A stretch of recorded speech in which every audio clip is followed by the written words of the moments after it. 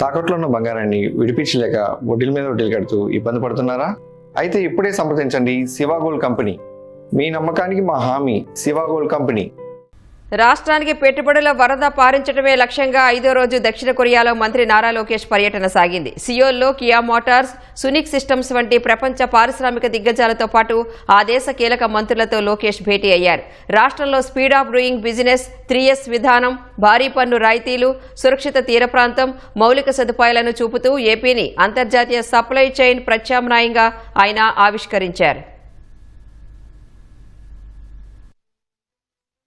దక్షిణ కొరియాలో 5వ రోజు మంత్రి నారా లోకేష్ బిజీగా గడిపారు. సియోల్లో Kia Motors global operations executive vice president Tae Han లీతో సమావేశమయ్యారు. ఏపీలో సంస్థ కార్యకలాపాలను మరింత విస్తరిస్తూ ప్రత్యేకంగా డిజైన్ చేసిన పీబీవీ వాహనాలతో పాటు ఇంటిగ్రేటెడ్ ఈవీ, హైబ్రిడ్ కార్ల తయారీ కేంద్రాన్ని ఏర్పాటు చేయాలని లోకేష్ ప్రతిపాదించారు. ప్రపంచ మార్కెట్లకు ఏపీని లాంచ్ ప్యాడ్గా మార్చే వ్యూహాన్ని తెరపైకి తెచ్చారు. అంతర్జాతీయ ఎగుమతుల కోసం విశాఖ పోర్టు సమీపంలో ఒక ప్రత్యేకమైన సీకేడీ అసెంబ్లింగ్, ఎక్స్పోర్ట్ సెంటర్ను ఏర్పాటు చేయాలని కియా బృందాన్ని కోరారు.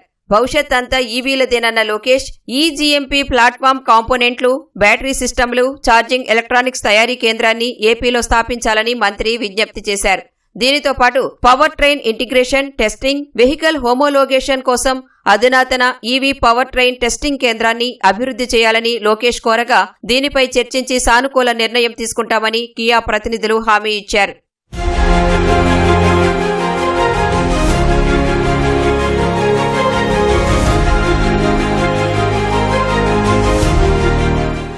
దక్షిణ కొరియా విదేశాంగ శాఖ ఉప మంత్రి యుయ్ హే సిసిలియాచుంగ్తో భేటీ అయిన లోకేష్ ఏపీ బ్రాండ్ను వినిపించారు.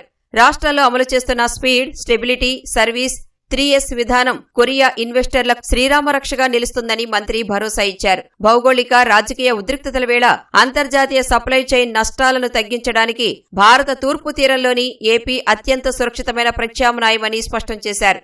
కొరియన్ కంపెనీల కోసం ప్రత్యేకంగా ఏపీ ఐఐసి ల్యాండ్ బ్యాంక్ ద్వారా భూమిని కేటాయించి కొరియా పారిశ్రామిక పార్క్ ఏర్పాటు చేస్తామని అంతర్జాతీయ వాణిజ్య ఉప మంత్రి కామ్ చాన్ కాంగ్ కు హామీ ఇచ్చారు. Single window clearance, plug and play మౌలిక సదుపాయాలతో పాటు అన్ని అవసరాలను పర్యవేక్షించడానికి ప్రభుత్వ పరంగా ఒక ప్రత్యేక కొరియా డెస్క్ ను ఏర్పాటు చేస్తామని ప్రకటించారు.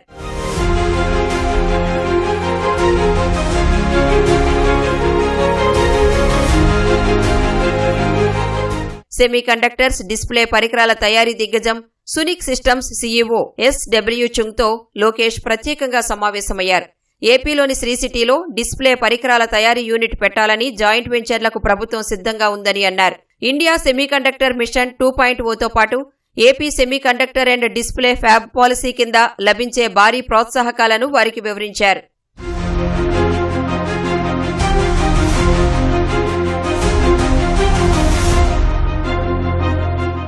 రాష్ట్ర యువతను global deep tech work force గా మార్చేందుకు కొరియా వర్సిటీలు, పరిశోధనా సంస్థల సహకారాన్ని మంత్రి కోరారు. ఫ్యాక్టరీలు మొదలయ్యేలోగా కొరియన్ పని విధానం, భాష, సంస్కృతిపై స్థానిక యువతకు ట్రైనింగ్ ఇచ్చేందుకు ఉమ్మడి అకాడమీలను స్థాపించడానికి ఏపీ విద్యాశాఖ సిద్ధంగా ఉందన్నారు. కొరియన్ కల్చరల్ సెంటర్ ఏపీలో పెట్టాలని కోరారు.